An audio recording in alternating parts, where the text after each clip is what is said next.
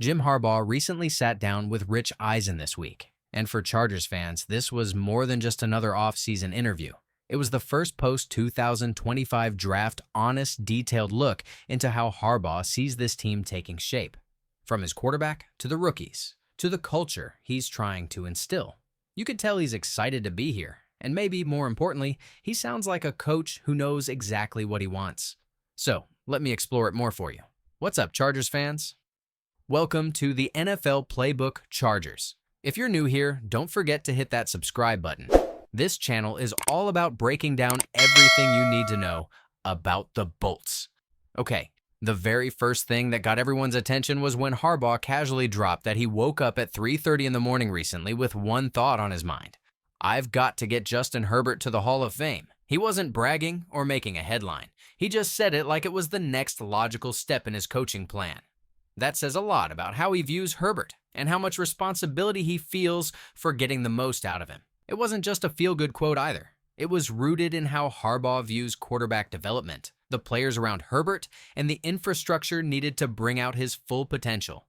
Harbaugh knows how to build around a quarterback. He's done it at every level. With Herbert, he sees someone who already has elite talent and now just needs the right pieces and guidance to thrive. But let's zoom out a bit. This interview gave us more than just one headline. It gave us real insight into how Harbaugh evaluates players, builds relationships, and views the day-to-day grind of building a successful team.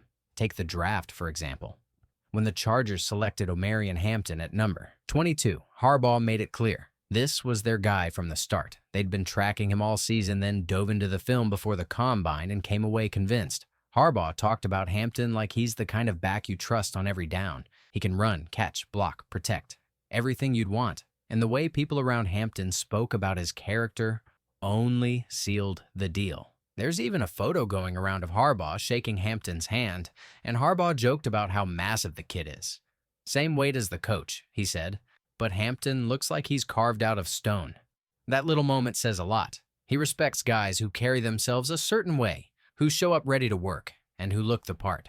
Harbaugh also touched on Trey Harris, the second-round wide receiver, who brings size, speed, and production. Harris was one of the most explosive receivers in college football last year, averaging 128.8 receiving yards per game in just 8 games. He's got strong hands, excellent separation skills, and a knack for finding soft spots in coverage. Harbaugh sees him as another key piece in building an offense tailored to Herbert's strengths. But the roster-building conversation didn't stop there. Harbaugh went in-depth on the offensive line, praising its foundation and potential. He called the offensive line the one group that every other position depends on, while it depends on no one else. That's a very Harbaugh way to look at it, and honestly, it's hard to argue with. He listed names like Joe Alt, Rashawn Slater, Bradley Bozeman, Zion Johnson, Mekhi Becton, Jamari Salyer, and Trey Pipkins, guys who bring toughness, versatility, and a no-nonsense approach to the trenches. He spoke with real admiration about how that unit was coming together. You can tell he knows this team's future depends on trench dominance, and he's making it a clear focus.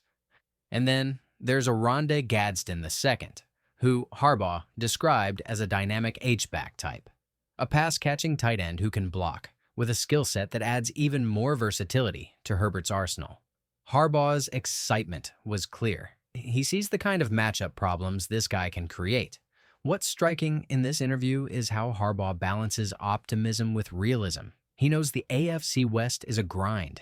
He joked about feeling like he's wearing milk-bone underwear in a dog-eat-dog division. But underneath the humor, there's respect for his opponents and a quiet confidence in his own team's direction. Even when asked about Ladd McConkey, Harbaugh didn't go over the top.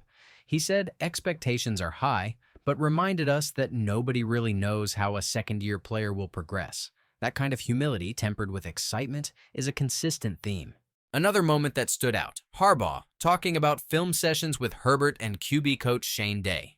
He admitted he's often just listening. That's a powerful thing for a head coach to say. It shows trust in his staff, and it shows how highly he regards Herbert's football IQ. Harbaugh praised Herbert's mental processing, saying he's the kind of guy who thinks 8 to 10 steps ahead, like a chess grandmaster. It's clear he doesn't see Herbert as just a player to develop. He sees him as a true partner in building something long-term. Harbaugh even took a moment to reflect on his journey to becoming a coach. He talked about the coaches who shaped him: Bo Schembechler, Mike Ditka, and his own father, Jack Harbaugh. He called them part of his Mount Rushmore of coaching. These weren't just mentors. They were architects of how he sees the game. That background matters when you're trying to steer a team through a rebuild. He also discussed learning how to coach after his playing career ended. Knowing the game as a player is one thing, but learning how to teach it, how to inspire, how to correct, that came from studying the greats and from paying attention in every locker room he was ever in. You could feel the reverence in his voice. And of course, we got a classic Harbaugh line: attack each day with an enthusiasm unknown to mankind. That's his philosophy. Not just for football, but for life. And what's impressive is that it doesn't feel like a slogan with him. It feels like something he actually lives by. Every answer he gave was rooted in that mindset. Keep pushing.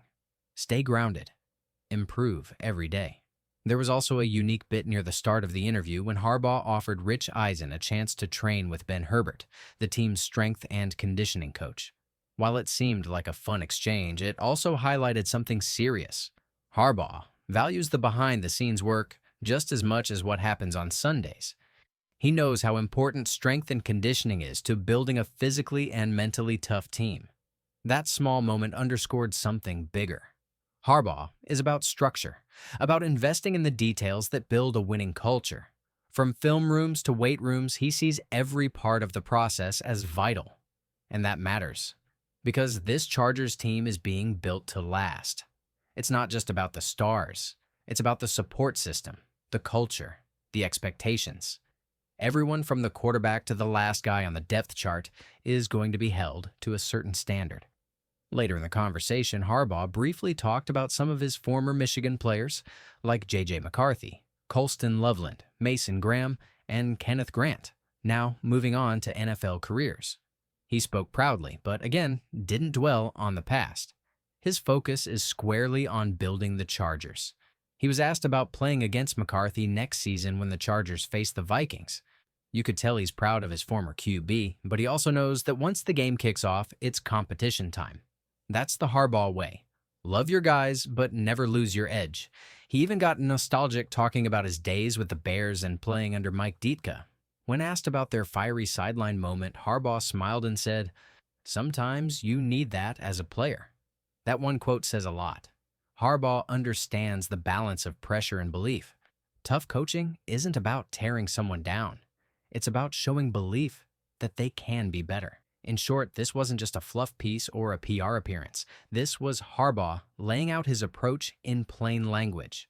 There was no hype, no cliches, just straightforward football talk from a guy who's done it at every level.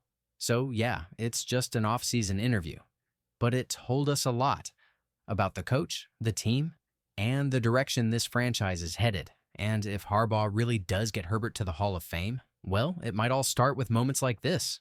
So, guys, what do you think? Share your thoughts in the comments section.